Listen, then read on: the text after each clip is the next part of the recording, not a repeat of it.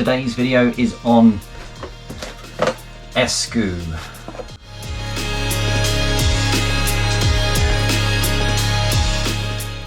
So who are Essgoo?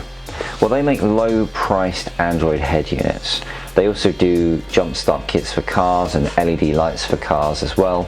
As usual, I'll start by saying that I don't get paid to endorse any products or companies, and that this is all based on my own opinion and experience. Right, let's get this out of the box. So here it is. This is the 7-inch Essgoo with 2 GB of RAM. Now obviously be careful when you're on their website, because they do offer head units with less than 2 GB of RAM, and it has always been my recommendation that 2 GB is the bare minimum that you should buy when you're buying an Android head unit. Now this is rather a slim affair, and it has this plastic back on it as well, so it's not the usual depth of a doubled-in unit, but obviously it isn't required with this particular unit. They do supply you with some brackets which will allow you to easily install it into any doubled-in enclosure, so that's great. Now on here you can see you have the standard loom entry point, you have a GPS input, the radio antenna input, and then you have a variety of connectors, which I'll go into in a second. On the front here we have capacitive touch buttons, power, home, back, volume up and down, but you also have a built-in mic and a reset button up here as well. Right, so let's have a look at the connectivity. So they've included this loom here, so we have aux in including video, we have an amp trigger wire, we have a video out for rear screens, we have a subwoofer out, we have an external microphone input, and then we have a left and right output pre-out. Now that's interesting. So every other head unit I've ever seen has got 4 of these, 2 for the rear speakers and 2 for the front speakers, but this one only actually has 1 set of pre-outs. Then you have the main loom. You get a separate loom for if you don't want to have the ISO connection. We have a GPS antenna. We have a reverse camera in.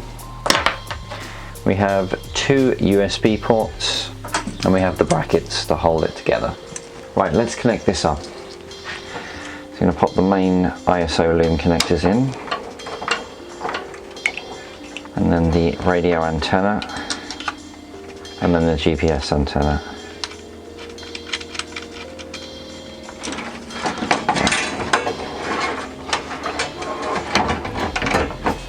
Okay, let's switch it on.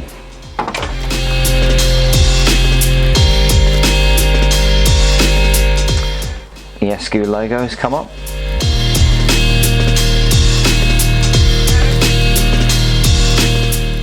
Okay, so we're on the desktop now. Okay, so the loading time isn't terrible, it's okay. So before we start this, let me just remind you that this unit costs only £75. It's around $100, so don't expect amazing things from it, but let's check it out now. So from a look and feel perspective, they've actually done something quite nice. Like I was expecting when this booted up to just see a standard Android desktop, but what we actually have is a really nice dashboard which has a speedo on the left here, access to any installed music in the center here, and then access to Bluetooth hands-free calling and music here. And then if I swipe over here, we have access to the radio stations. Let's have a look at this. You, if it's a big day. They'll see each other. Okay, so that's fairly standard and it works fine. Access to the car settings are here, and then access to any videos that you might have installed on the USB sticks or in the internal memory here as well. So from a look and feel perspective, it does look quite pretty. The software's quite pretty on it, and the touchscreen is fairly responsive as well. Now if we go into the apps and we open Waze, let's see how long this takes to load.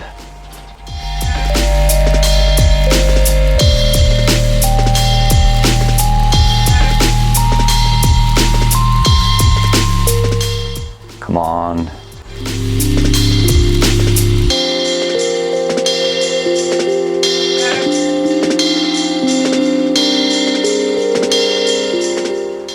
Okay. There we go. So let's see if we can tell it where to go.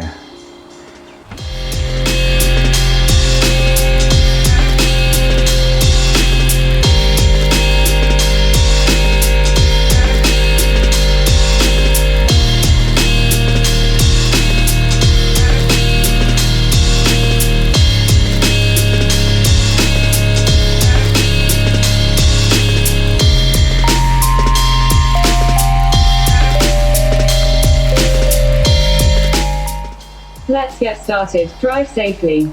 Okay, so it's not too bad. There is a situation where you're tapping a button and nothing's happening. You're tapping it, repeatedly tapping it, not knowing whether or not it's actually acknowledged that tap. I do find that fairly annoying, but it works, so that's fair enough, and the GPS is working as well. Right, let's have a look at Spotify.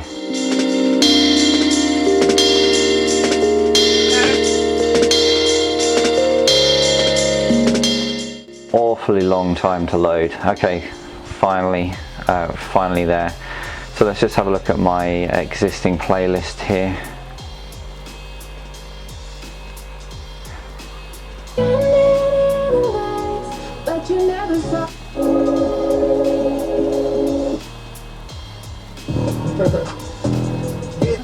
Okay, so Spotify's okay.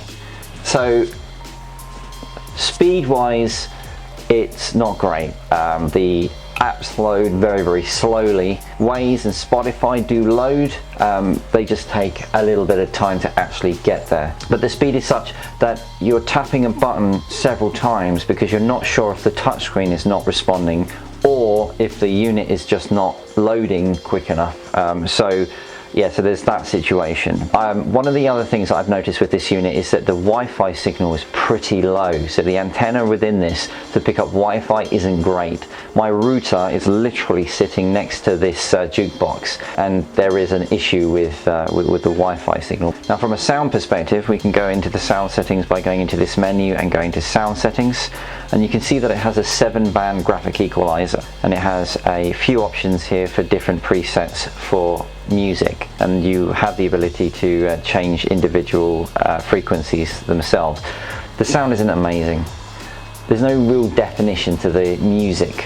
Nothing you can do on these settings is going to change that. This unit doesn't have DSP, and it doesn't have a powerful amp. The other thing about it is that it's quiet. You can't turn it up very loud, and it starts to distort a little bit when you have it on the higher volumes.